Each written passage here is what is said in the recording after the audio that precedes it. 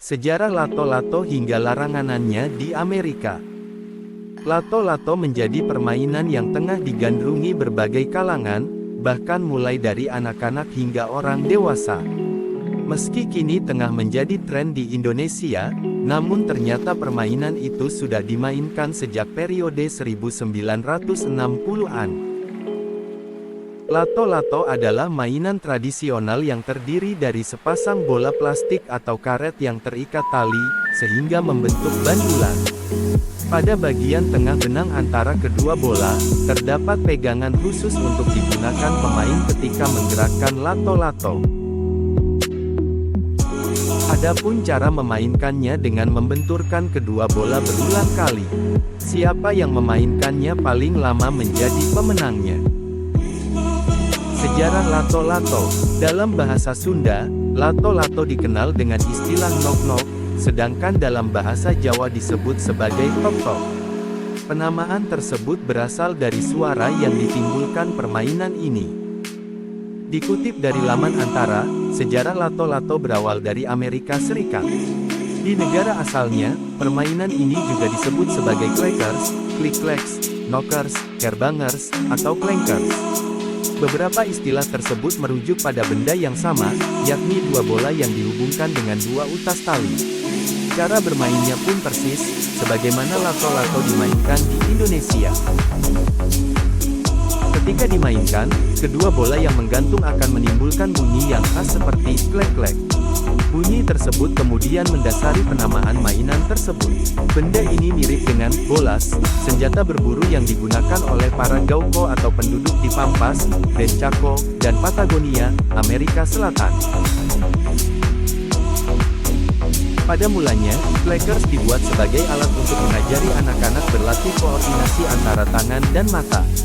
New York Times menerbitkan catatan pada Agustus tahun 1971 yang menunjukkan adanya kejuaraan dunia clackers. Peristiwa bersejarah tersebut berlangsung di Italia, tepatnya di desa Calcinatello, dekat Brescia. Dimainkan sebagai kompetisi dunia, perlombaannya diikuti banyak peserta dari berbagai negara, seperti Belanda, Belgia, Swiss, Inggris, hingga Kanada. Semua negara itu berlomba untuk membuktikan kemampuan mereka bermain clackers di mata dunia. Sejarah lato-lato hingga dilarang di Amerika Serikat. Kasus cedera lato-lato membuat Badan Pengawas Obat dan Makanan AS FDA melarang peredaran mainan tersebut. Beberapa komunitas dan organisasi masyarakat untuk mencegah kebutaan, Society for the Prevention of Blindness, juga turut mendukung keputusan FDA. Sebelum melakukan pelarangan, FDA sempat menguji banyak perusahaan untuk menemukan kecepatan dan potensi pecahnya lato-lato. Beberapa tahun setelahnya pada 1973, Consumer Product Safety Commission atau Komisi Keamanan Produk Konsumen muncul dengan banyak himbauan terhadap mainan ini.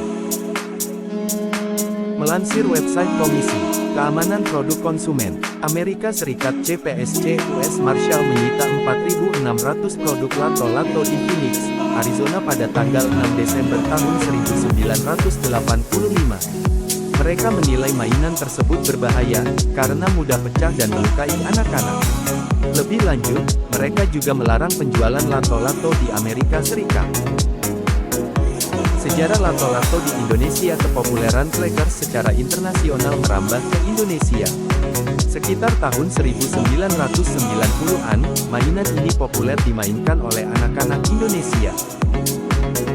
Meski populer pada 1990-an, sejarah permainan lato-lato sudah dimainkan sejak 1970-an. Bentuk mainnya pun tidak berubah, hanya saja tidak lagi menggunakan kaca tempat, tetapi diubah dengan plastik polimer. Bahan ini dianggap jauh lebih aman dibanding pendahulunya. Meski demikian, permainan ini tetap berisiko pecah, tetapi dengan risiko partikel pecahan tidak membentuk proyektil layaknya kaca, melansir Quartz. Saat ini, clackers di Indonesia lebih populer dengan sebutan lato-lato. Nama tersebut berasal dari bahasa Bugis dan berubah menjadi kato-kato di Makassar. Sementara di beberapa daerah di Pulau Jawa, permainan ini dulunya disebut tek-tek, sebagaimana bunyi yang dihasilkan. Terima kasih telah melihat dan mendengarkan. Jangan lupa subscribe, like, komen dan dibagikan.